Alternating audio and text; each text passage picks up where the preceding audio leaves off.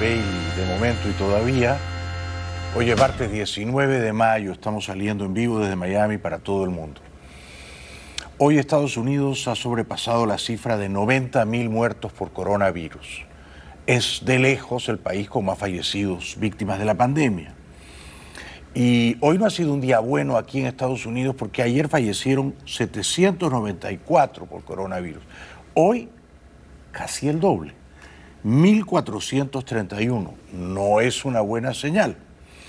Algunos estudios predicen que en el verano, desde el próximo mes de junio, la cifra de fallecidos va a subir. Lo veremos. Entre tanto, el presidente Trump fue hoy preguntado por el rápido ascenso de Brasil en casos confirmados de coronavirus. Brasil está ya tercero entre todos los países del mundo, con más de 270.000 casos confirmados y 18.000 muertes. Y en cosa de días o semanas probablemente va a sobrepasar a Rusia y se va a instalar en el segundo oprobioso lugar. Nadie quiere estar ahí arriba, ¿no? Y Trump respondió esto. I just want to ask you a question on Brazil, who's Brazil. which is not, yes, in third place now, catching up to Russia in second place for a number of cases. Are you finally considering a travel ban from Brazil and Latin America? We are considering it. We hope that we're not going to have a problem. The governor of Florida is doing very, very well testing, in particular Florida, because a big majority come into Florida. Brazil has gone more or less herd. You know what that is, herd. And they're having problems. Luego Trump dijo sorprendentemente que para él el hecho mismo de que los Estados Unidos tengan más de 1,5 millones de casos confirmados de coronavirus y que sea de lejos, con mucha diferencia, el primer país del mundo con más contagios, no es algo necesariamente malo. Trump alegó que Estados Unidos ha hecho más de 14 millones de pruebas, de las cuales 1,5 millones, o sea, más o menos el 10%, resultaron positivas. De modo que, dice Trump, nosotros tenemos más casos de coronavirus por la simple razón de que hemos hecho muchos más exámenes que los otros países del mundo. By the way, you know, when you say that we lead in cases, that's because we have more testing than anybody else. So we test much more than anybody else. Again, we're close to 14 million. It was said 12 and a half. It's actually, I think, close to 14 million now. And so we have 14 million tests. In Germany, if they do 2 million, that's a lot. And others are doing 1 million. So if you're testing 14 million people, you're going to find many more cases. Many of these people aren't very sick, but they still go down as a case. So actually, the number of cases, and we're also a much bigger country than most. So when we have a lot of cases, I don't look at that as a bad thing. I look at that as, in a certain respect, as being a good thing, because it means our testing is much better. Debatible, ¿no? Debatible. Yo sospecho, por ejemplo, que si en Alemania hicieran la misma cantidad de pruebas que aquí en Estados Unidos, Alemania tiene más o menos 80 millones de habitantes, creo, pero cito de memoria, ¿no? O sea que es más o menos la cuarta parte de la población de Estados Unidos. Pero si tú haces 14 millones de pruebas en Alemania, ¿te dan 1,5 millones de contagiados como en Estados Unidos? Yo creo que no. ¿Cuántos contagiados dan en Alemania? 177.000. O sea, yo creo que en esto es difícil, ¿no?, probar quién tiene la razón y quién no, porque todo cae en el territorio pantanoso de las conjeturas. Luego Trump, y en esto me parece que lleva razón, ataca a la Organización Mundial de la Salud. Dice que este es un grupo burocrático, por cierto, dominado por un comunista de toda la vida, el señor Tedros Adhanom, etíope, que juega a favor de o en complicidad con la dictadura china. Very sad job in the last period of time. And again, the United States pays them $450 million a year. China pays them $38 million a year. And they're a puppet of China. World Health Organization was against it. They were against me doing the ban. They said, you don't need it, it's too much, it's too severe, it's too all of these things, and they turned out to be wrong. Sleepy Joe Biden said the same thing. He came out, he said I was xenophobic. You believe that one, Tillman? I was xenophobic because I said you can't come in if you come from China. You can't come into our country very early. So I was thinking about bringing our 450 down to 40. And some people thought that was too much. Lo cierto es que el etíope director de la OMS, ha cometido no uno, sino muchos errores, ¿no?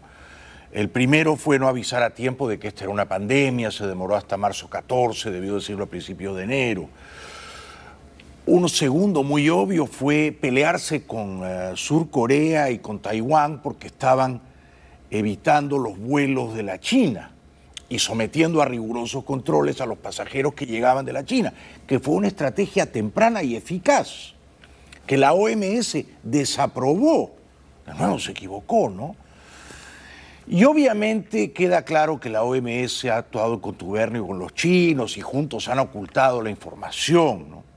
No debería sorprendernos, insisto, este señor, el etíope, ya cuando fue candidato a director de la OMS, había un montón de países africanos que decían que él no podía ser el jefe porque había sido comunista toda su vida, había integrado el Frente de Liberación Popular del Tigray, una organización declaradamente marxista. O sea, cuando yo digo que este señor es comunista, no estoy inventándome una cosa truculenta, retórica, no, lo ha sido toda la vida. Es por consiguiente natural que tenga unas coincidencias con la dictadura comunista de Beijing. Por lo demás, es sorprendente que el señor Tedros Adhanom tenga el cinismo de decir ahora, mediados de mayo, que el mundo falló porque no hubo suficiente liderazgo, determinación política. Bueno, en el caso de la OMS, el liderazgo también falló, ¿verdad?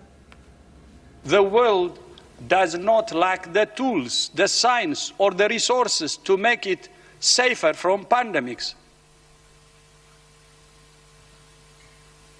What it has lacked is the sustained commitment to use the tools, the science, and the resources it has. Now, more than ever, we need a healthier world. Now, more than ever, we need a safer world. Now, more than ever, we need a fairer world. ¿Y qué será para él un mundo más justo, no? ¡Qué miedo! ¿Qué será para él un mundo más justo, no? Él que ha sido marxista, declarado comunista de toda la vida, ¿no?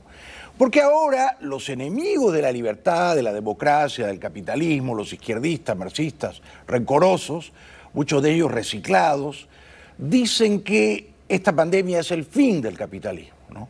Entonces, cuando el señor Adhanom dice que esto tiene que llevar a un mundo más justo, uno se pregunta, ¿qué será para él un mundo más justo, no? Quizá una sociedad parecida a la cubana, ¿no es cierto?, donde todos son iguales en la miseria y en la falta de libertad.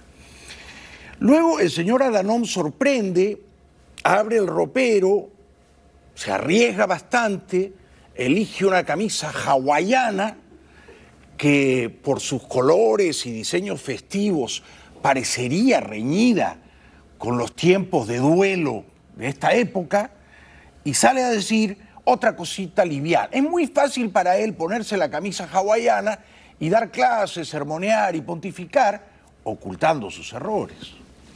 We welcome any initiative to strengthen global health security and to strengthen WHO and to be better safe.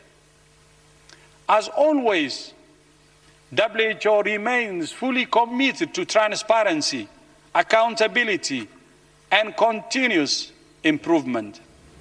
¿Cómo no? Transparencia, ¿cómo no? Sí, le creemos todo. Por eso los que están bien informados dicen que la WHO es Wuhan Health Organization, ¿no? Wuhan, no World Health Organization. Bueno, la señora Nancy Pelosi, que detesta refinadamente a Trump, dice que Trump no debería tomar la hidrocloroquina porque los doctores han asegurado que no es necesariamente eficaz para combatir el coronavirus, pero además, añade ella con una pequeña dosis de malicia, Trump es mórbidamente obeso.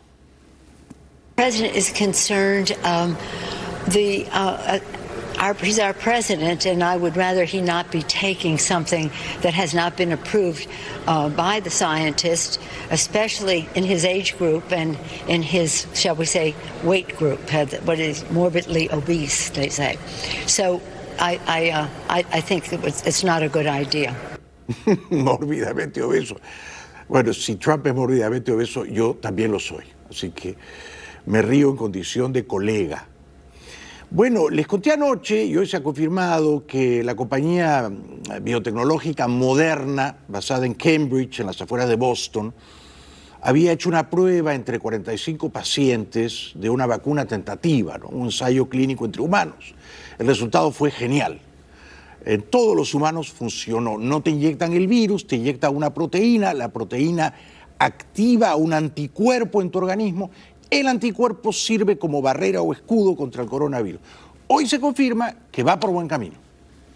This morning, hopeful news from biotech company Moderna, reporting their vaccine has been found safe and effective in the first phase of its human trial. We took the first 8 subjects in the study. They've got antibodies, but are those antibodies likely to be protective? Are they neutralizing the virus? And actually we saw, in fact, in all cases they were, which was really encouraging. Early results showing all 45 patients developed the same level of antibodies as someone who has recovered from COVID-19. The company now heading into phase 2, testing about 600 patients. Phase 3 expected to start in July, testing as many as 10,000 people. Si en 2 meses, en julio, prueban esta vacuna en 10.000 personas y funciona en todas ellas, sería casi una certeza de que funciona como una primera barrera contra el virus. Sin perjuicio de las otras vacunas que se están desarrollando, ¿no? Que son por lo menos 100 esfuerzos más globalmente, ¿no? Acá los más avanzados son el de Moderna y el de Johnson & Johnson, que por cierto ya anunció que ya no va a fabricar más el famoso talquito ese blanco. Bueno, se afirma hoy sobre pruebas todavía en desarrollo, no irrefutables, que los niños pueden contagiarse de coronavirus, pero raramente lo transmiten. 2 epidemiologists who've been advising the British government on the current coronavirus pandemic are saying that preliminary research suggests children may not transmit the infection on the same level as adults. It may come as a relief to parents looking for reassurance that it's safe to send their children back to school, Dr. Rosalind Ego told lawmakers. She said that we are very certain that children are less likely to have severe outcomes, and there are hints that children are less infectious, but that is not certain. In addition, John Edmund from Britain's Scientific Advisory Group for Emergencies confirmed his findings on the same day, that children did not seem to play much of a role in spreading the disease. Como ustedes saben, entre el estado de Nueva York y el de New Jersey hay más de 37 o 38 mil muertos por coronavirus. En el peor momento, en Nueva York, moría una persona cada 2 minutos. Las morgues estaban colapsadas, saturadas. No había suficientes personas para desplazar los cadáveres y muchachos, jovencitos neoyorquinos, se ofrecieron a esa tarea heroica, ¿no? La de trabajar en las morgues con los cadáveres, ellos que no tenían ninguna experiencia en eso, y relatan esa experiencia terrorífica. The surge of coronavirus in New York City that pushed hospitals to the brink overwhelmed the system for tending to the dead. At the pandemic's peak, a New Yorker was dying almost every 2 minutes. The mounting deaths inundated funeral homes and left hospitals across the city without enough supplies, space, or manpower. To staff the morgues, hospitals brought in temp workers, volunteers, even college students. I was very excited to help, but at the same time I was very nervous because, I have never handled bodies before. 2 students, both eager to help medical responders, were offered mortuary jobs at 2 different hospitals in New York City, which they asked that we not identify. Both found the experience to be grim, sometimes horrific, but each discovered that the people they were working alongside did everything they could to protect the humanity of those who are lost. Qué valientes estos muchachos, ¿no? Y ahora nos cuentan que la experiencia fue verdaderamente abrumadora. These were the first couple of photos I took. These are my colleagues here, and this is right in front of the morgue. We're getting ready to go in. On the first day, it's really overwhelming. I get there, I meet my supervisor, and she's this really sweet woman, but on the door there's this piece of paper and it says RIP to whoever, and I find out it's one of their colleagues in the management office who passed away the previous week from COVID. That was immediately kind of a reality check. This is like as soon as you walk into the main morgue, it's gurney to gurney to gurney. You cannot walk in because the entire walk-in fridge is packed. You can see it's just Tetris in there. So the normal capacity of the morgue is like 13 to 15 people. When I got there, it was 88. We have around 200 now. I have photos of us having to literally get up on gurneys and walk across gurneys because they're just wall to wall. It has gotten to the point sometimes too where we have to fit 2 bodies on one stretcher, and that's when the dropping bodies thing happened my first day. Cadáveres de pared a pared, un cadáver sobre otro. Había que caminar sobre ellos y había que cargarlos a los camiones. Y en los camiones había que apilar los cadáveres uno sobre otro. It's a logistical nightmare. I think everyone's trying to do their best. I wouldn't blame anyone really. Our supervisor came up and made it super clear this is not the norm, this is not what should be happening.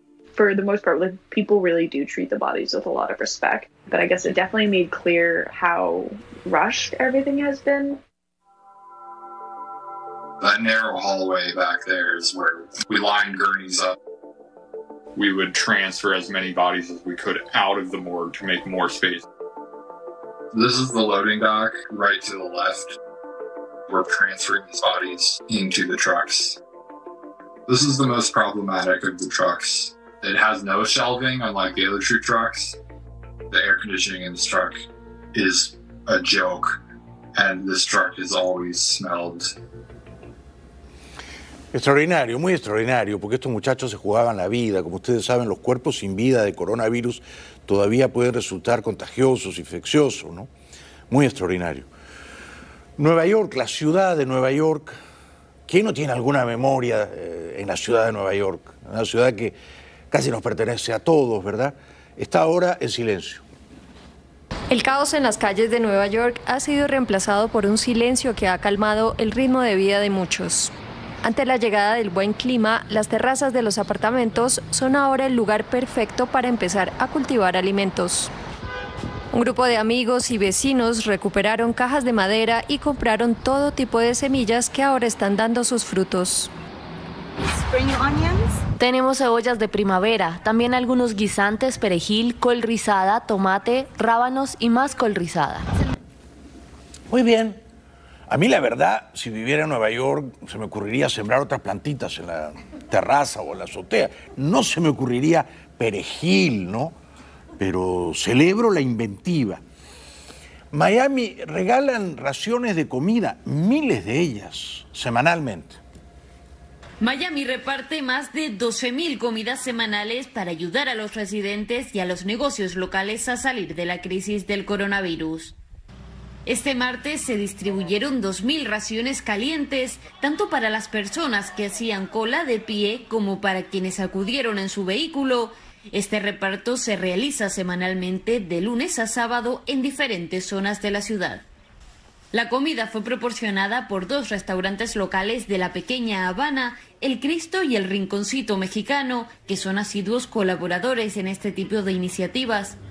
Muy bien por El Cristo y por El Rinconcito Mexicano, muy bien. Aplaudo la iniciativa. Bueno, vamos a la primera pausa y regresamos enseguida.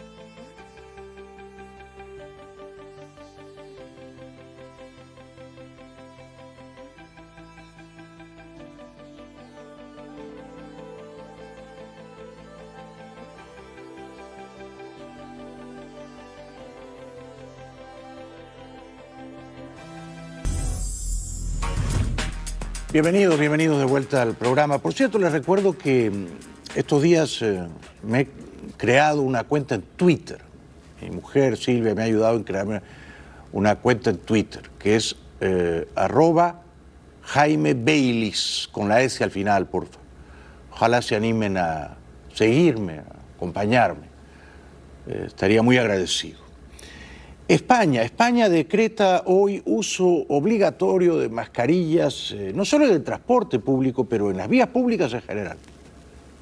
Ya es oficial. El próximo boletín oficial del Estado incluirá la orden que fije el uso obligatorio de mascarillas en la vía pública y en espacios cerrados, cuando no se pueda garantizar el cumplimiento de la distancia mínima de seguridad de 2 metros. Así lo ha avanzado Salvador Illa tras el Consejo de Ministros. La mascarilla es obligatoria a partir de que salga esta orden en el boletín oficial del Estado, con ciertas excepciones que aparecerán en la orden, siempre y cuando no sea posible respetar esos 2 metros de seguridad. Por tanto, en la vía pública, en los espacios cerrados y como ya era habitual en los transportes públicos.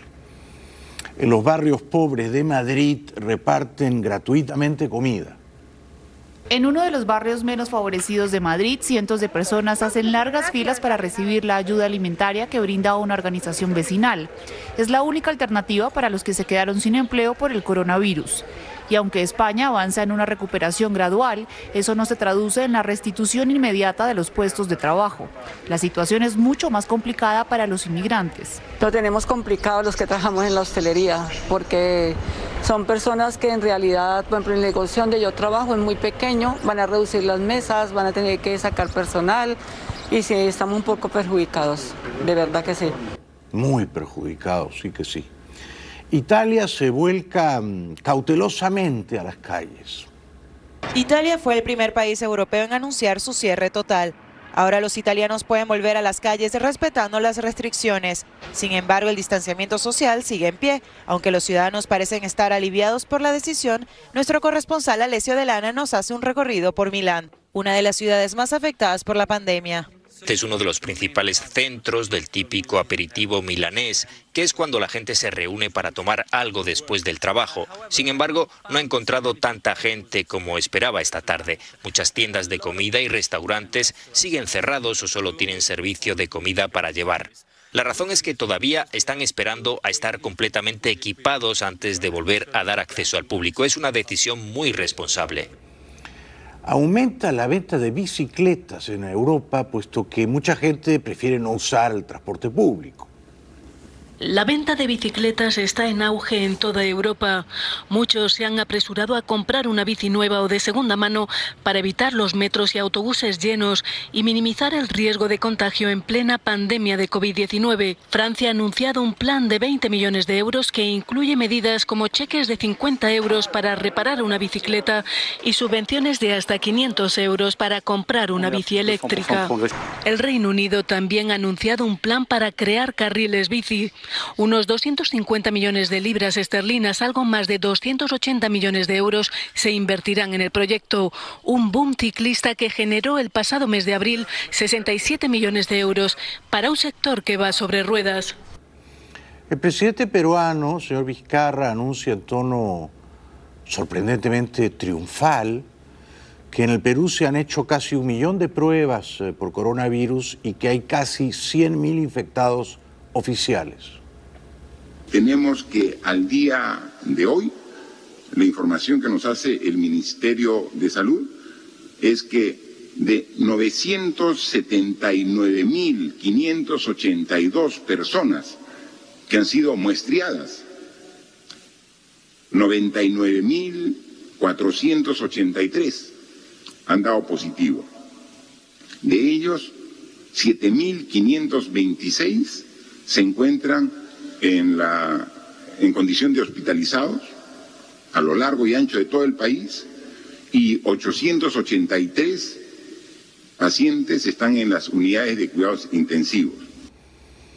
A pesar de que el Perú está en el puesto 12 de todos los países del mundo con más casos de coronavirus, casi 100.000 ya, a pesar de que de ayer para hoy han muerto 125 peruanos en un solo día por coronavirus, a pesar de que de ayer para hoy los casos confirmados han crecido en más de 4.500 en un solo día, El presidente Vizcarra, y esto es verdaderamente extraño, se congratula por los resultados que su gobierno ha alcanzado.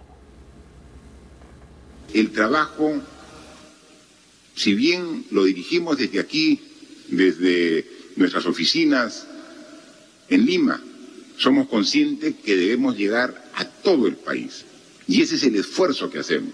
Entonces, cuando hablamos de cómo vamos consiguiendo los resultados que vamos alcanzando, es en función de la información que vamos recabando desde el norte hasta el sur del Perú, el centro y el oriente peruano.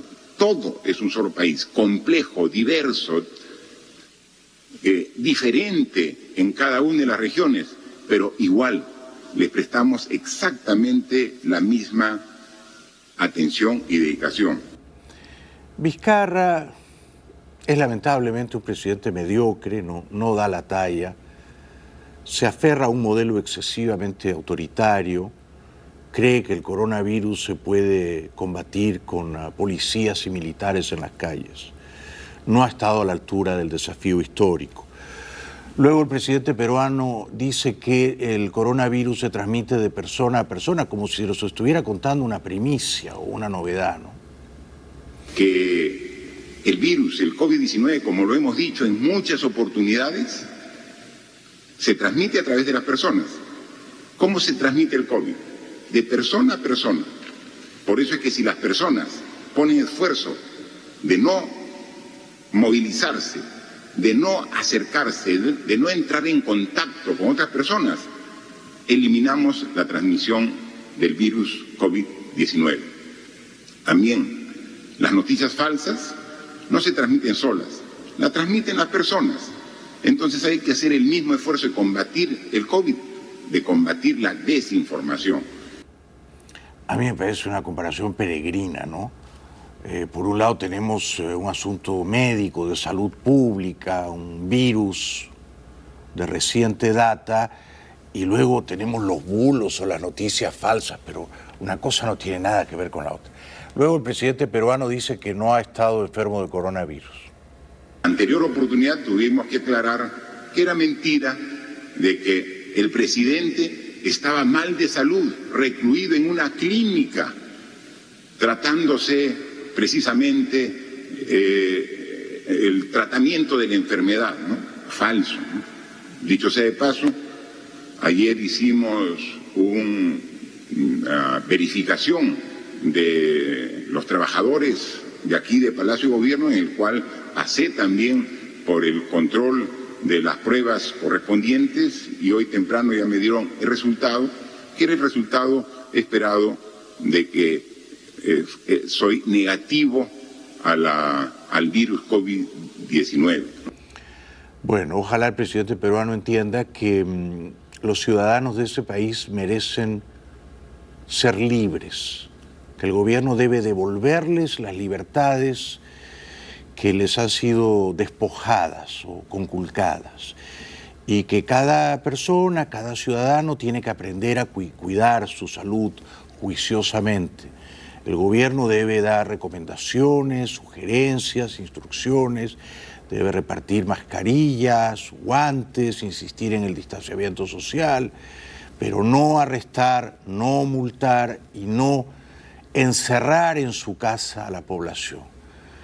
Encerrar a la gente, someterla a un cruel arresto domiciliario, es un abuso, pero peor todavía un despropósito, porque como se ha demostrado, cuando se le permite a la gente salir finalmente en pocos días o pocas horas, se producen las aglomeraciones.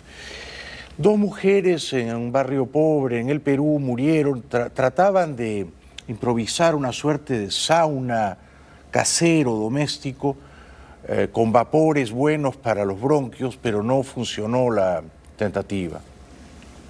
Tras las paredes de esta casa fueron encontradas sin vida 2 mujeres que habrían intentado seguir una receta casera contra el coronavirus. Madre e hija trataron de improvisar un sauna medicinal, pero cometieron un tremendo error. En vez del vapor de eucalipto, respiraron el humo desprendido de las leñas que usaron en su cocina. Los familiares de Justina Condori Apaza, de 42 años, y de Rosemary Romero Condori, de 24, avisaron a las autoridades. La policía y personal de la Dirección de Salud llegaron hasta la urbanización El Mirador en Tacna para el levantamiento de los cuerpos. Un policía fue agredido por un hombre ebrio y perdió lamentablemente la vida. Falleció el superior de la policía Moisés Guamán Pari luego de haber recibido un fuerte golpe en la cabeza por parte de un sujeto que deambulaba en presunto estado de ebriedad durante el toque de queda. Durante la intervención, el infractor, que ha sido identificado como José Torres Marca, de 27 años, golpeó al agente y un militar a quien trató de arrebatarle su fusil. El efectivo ha sido internado en cuidados intensivos, sin embargo, y debido a la gravedad de las lesiones, el policía lamentablemente perdió la vida. Tras su deceso, la institución policial le ha rendido un homenaje póstumo y la municipalidad de Yucay ha declarado un duelo distrital. Que descanse en paz. La prensa internacional informa de que las carrozas fúnebres no se dan abasto en Lima y el Callao. Fila de carrozas fúnebres a las afueras de un hospital de Callao, en Perú. Se encargan de retirar los cuerpos de víctimas de la pandemia del nuevo coronavirus. Casi el 70% de los casos del país se registran en Lima y en esta vecina ciudad portuaria. Antes de la pandemia era usual que muchas familias velaran a sus fallecidos en casa y luego acudieran en grandes grupos a los cementerios, acompañados incluso con orquestas tradicionales andinas. Pero nada de esto se puede hacer ahora. Una directiva sanitaria publicada por el Ministerio de Salud el 22 de marzo dispuso que los fallecidos por COVID-19 deben ser cremados, salvo en las ciudades o pueblos donde no hay crematorios. La televisión chilena reporta que los hospitales públicos en el Perú están absolutamente al límite.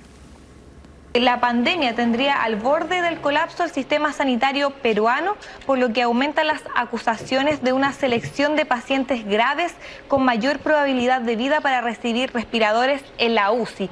Es algo que se ha escuchado en varios otros países, es una polémica que ha estado presente en cada uno de los lugares más afectados por la pandemia, pero acá es primera vez que se escucha. El foco del virus se mantiene en Lima, en esta ciudad que tiene cerca de 10 millones de habitantes, concentra 61.000 contagiados y más de 955 víctimas fatales. Vamos a una pausa y regresamos enseguida. Pero antes...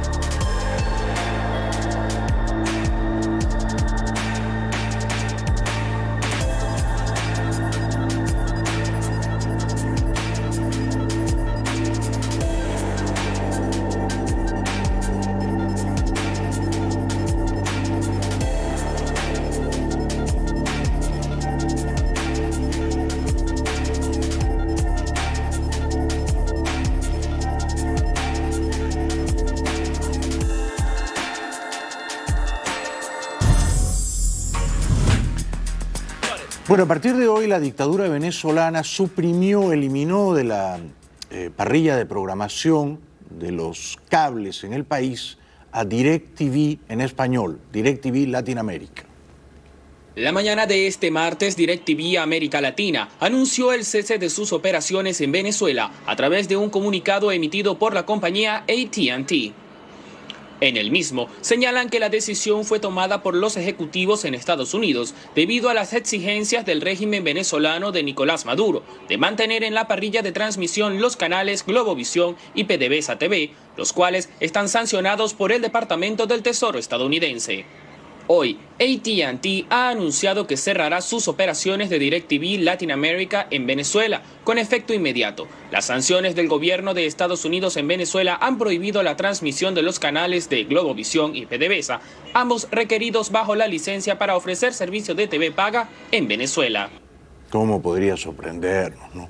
Es un zarpazo más contra la libertad. Habla la gente en Caracas.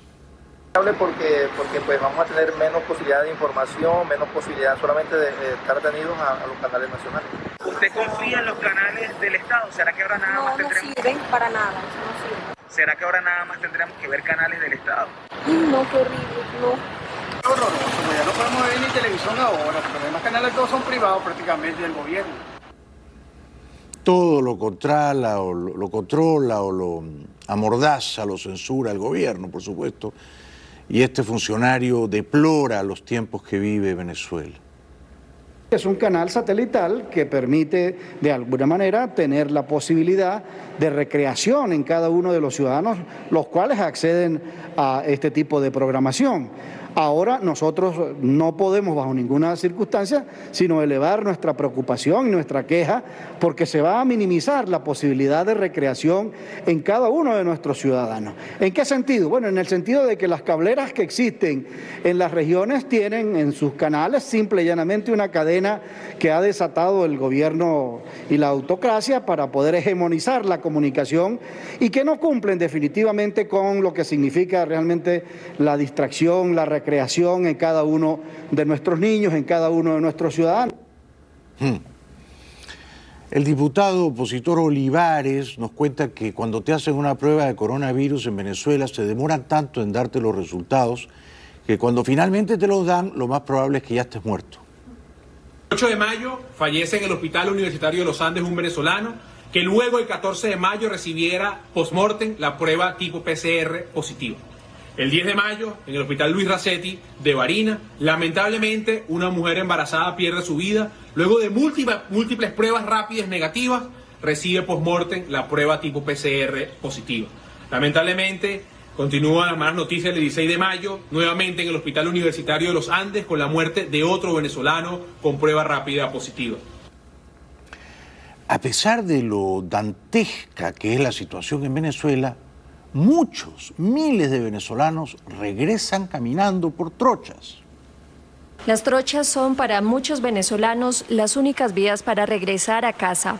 Por estos pasos ilegales caminan diariamente cientos de ellos, todo por volver junto a sus familias. El puente internacional de Rumichaca, que separa a Ecuador de Colombia, está cerrado, así que el retorno se vuelve más largo.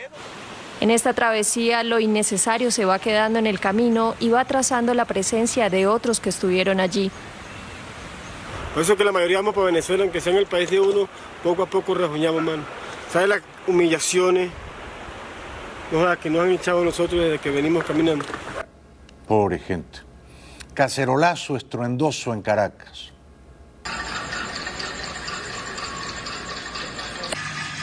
Cacerolazo en Parque Central y zonas aledañas.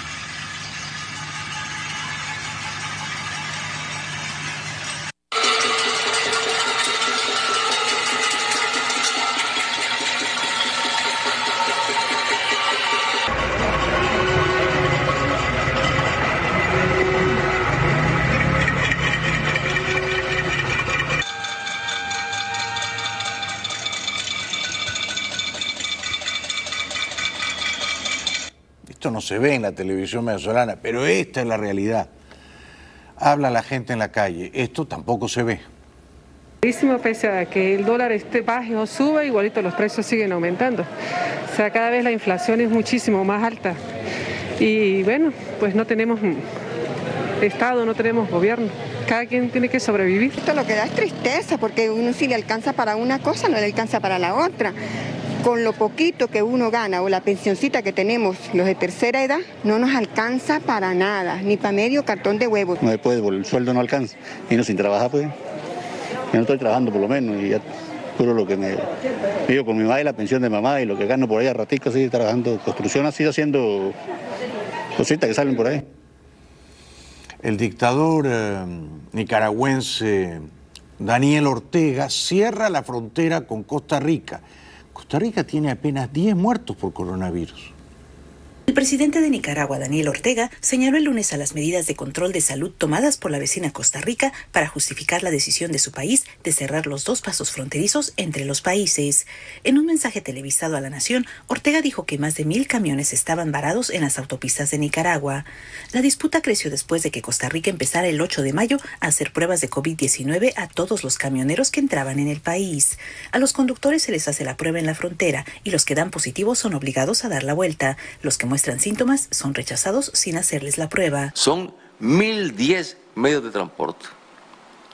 Entonces, no es Nicaragua la que ha cerrado la aduana para que no pasen esos medios de transporte, es Costa Rica la que ha cerrado el paso. Bueno, increíblemente todavía hay muchos cubanos en Moscú, esto me sorprendió. Desde que Cuba derogara en 2013 el llamado permiso de salida, Rusia se ha convertido en uno de los destinos de habla no hispana al que miles de cubanos recurren en busca de un futuro mejor. Algunos llegan como turistas, pero no para visitar la Plaza Roja, sino para comprar mercancías y revenderlas en la isla. Otros para tratar de saltar a la Unión Europea o ganarse la vida en Rusia. Regresamos después de la pausa.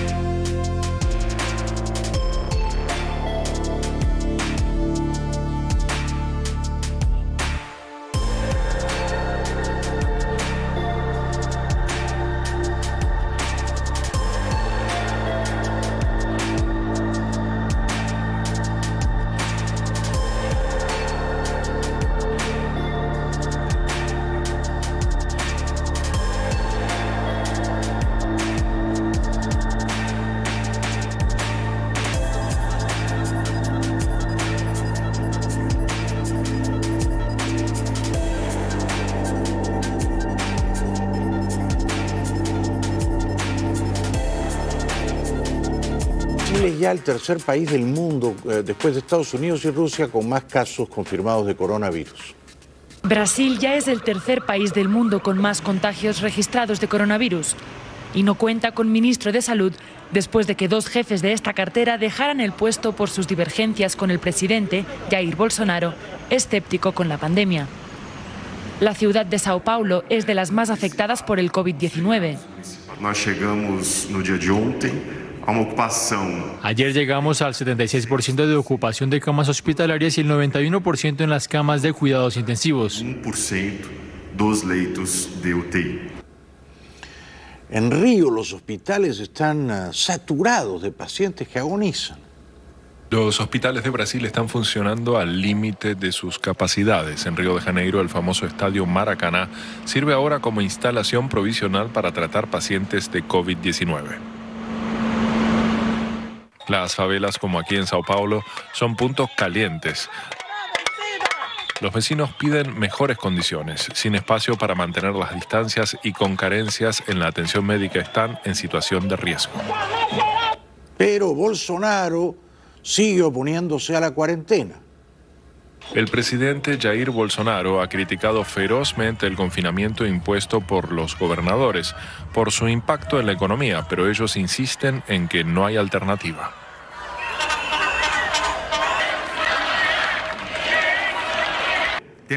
Para vencer la crisis económica tenemos que vencer el coronavirus. El enemigo de la economía no es la cuarentena, sino la pandemia. Por eso tenemos que dar el apoyo necesario a la ciencia, a la medicina y a la salud.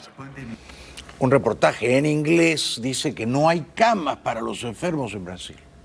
Brazil's hospitals are at breaking point as the number of new coronavirus cases hit nearly 15,000 in just one day. It's now got the world's third highest number of infections, and that distinction may pile pressure on leader Jair Bolsonaro. He's continued to call for a rollback of quarantines, arguing that businesses must stay open, fearing the toll on the economy, and has defied advice from health officials. He's fired one health minister, and the second one quit after just weeks in the job. Regresamos con el último apunte después de la pausa.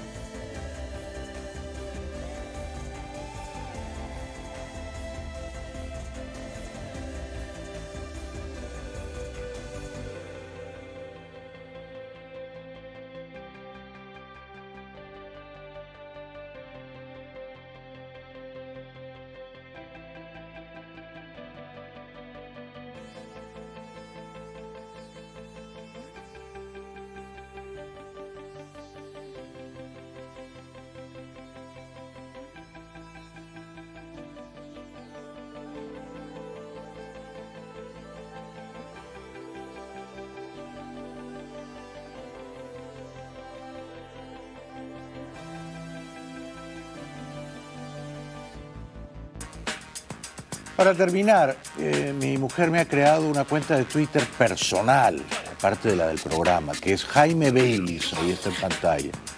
Si pueden, si se animan, me siguen. Además, hace años mi mujer me inauguró una cuenta en Facebook, que ahí está en pantalla también, la página de Bailey. Y por último, nuestro querido productor Erwin Pérez abrió esta cuenta tan exitosa en Instagram que es Bailey TV Oficial. Esta cuenta en Instagram tiene más de 400.000 seguidores. Gracias, buenas noches.